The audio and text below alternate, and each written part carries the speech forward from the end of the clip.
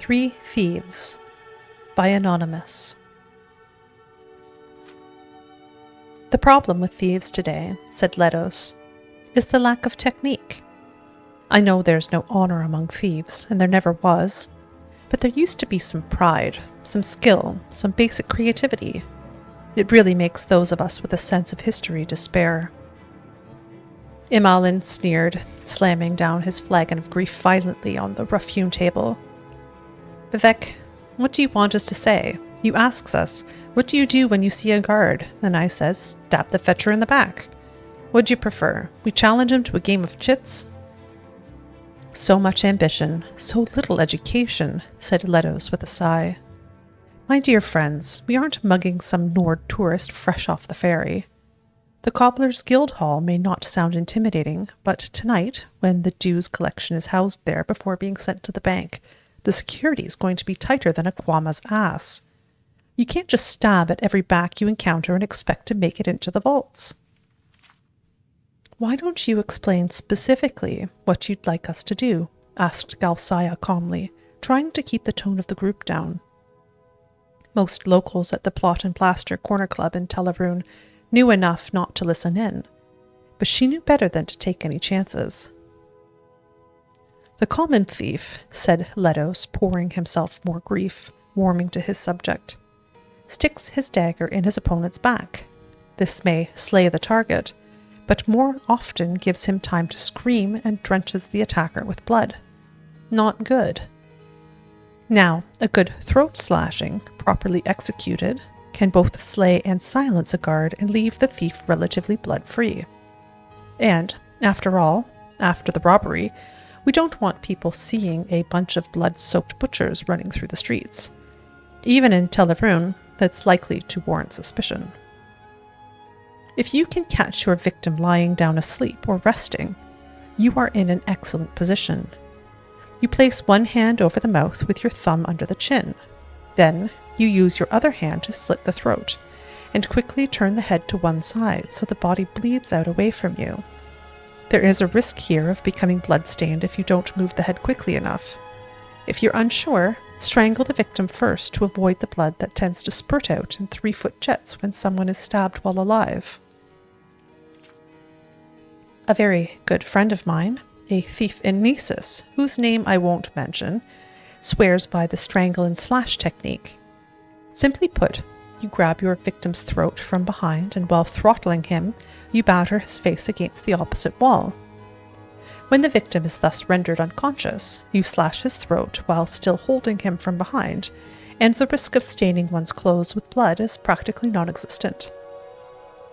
The classic technique, which requires less grappling than my friend's variation, is to place one hand over the victim's mouth, and then saw through the throat in 3 or 4 strokes, rather like playing a violin.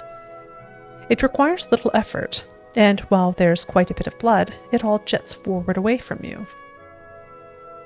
There's no reason, when one knows one is going to be slitting some throats, not to take some precautions and bring some extra equipment. The best neck hackers I know generally carry a bit of wadded cloth on the aft side of their knives to keep blood from getting on their cuffs. It's impractical for this sort of assignment, but when you're only anticipating 1 or 2 victims, nothing beats throwing a sack over the target's head, drawing the string tight, and then supplying the killing blow or blows. Imalin laughed loudly. Can I see a demonstration sometime? Very soon, said Letos, if Galsaya has done her job. Galsaya brought out the map of the guild house, freshly stolen, and they began to detail out the strategy. The last several hours had been a whirlwind to all. In less than a day, the 3 had met, formulated a plan, bought or stolen the necessary ingredients, and were about to execute it.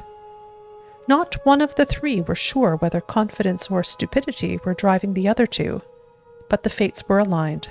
The guild house was going to be robbed. When the sun set, Letos, Galsaya, and Imalin approached the Cobbler's Guild House on the east end of town.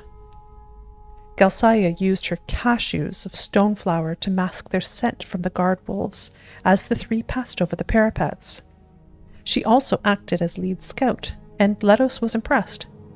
For someone of relative inexperience, she knew her way through shadows.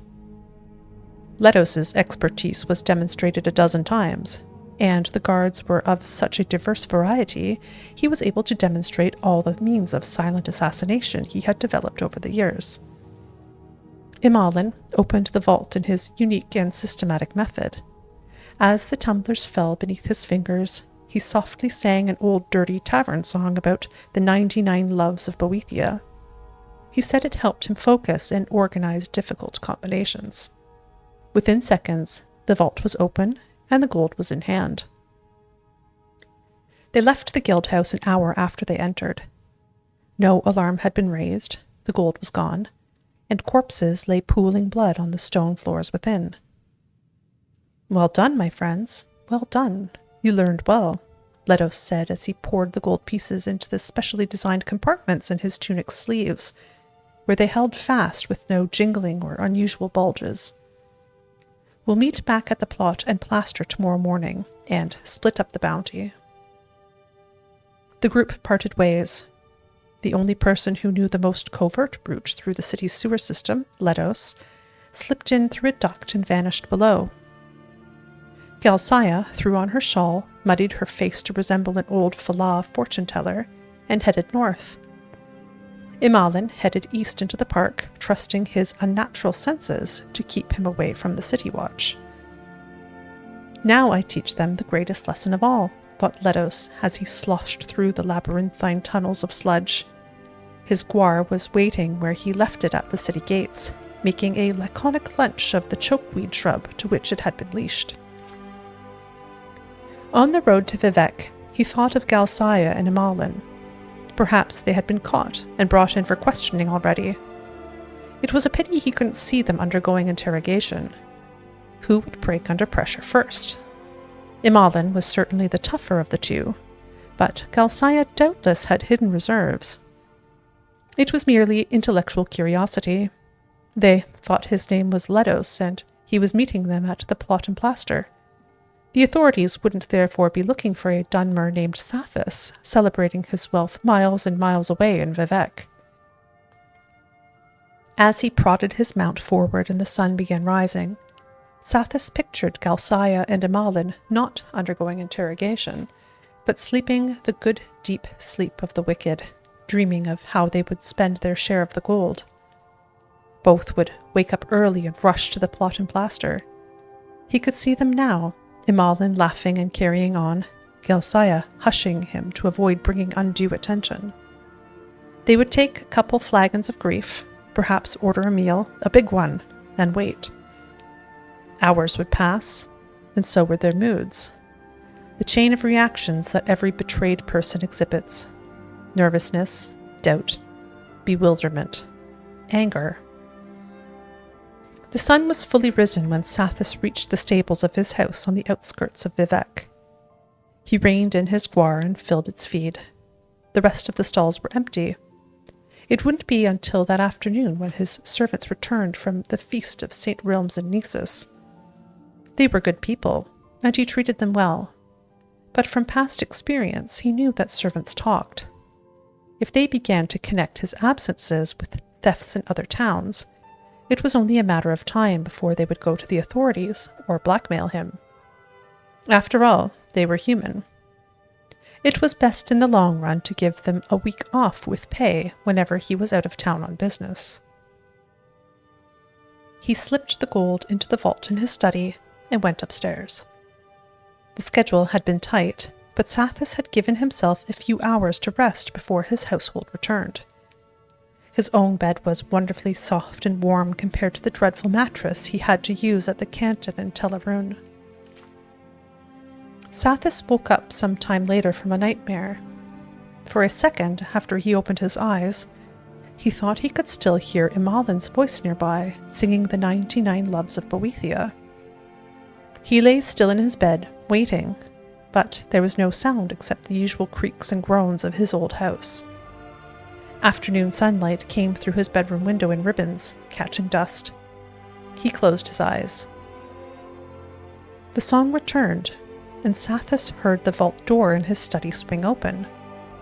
The smell of stone flour filled his nose and he opened his eyes. Only a little of the afternoon sunlight could pierce the inside of the burlap sack. A strong, feminine hand clamped over the mouth and a thumb jabbed under his chin. Just as his throat opened and his head was shoved to the side, he heard Galsaya in her typical calm voice. "Thank you for the lesson, Sathis."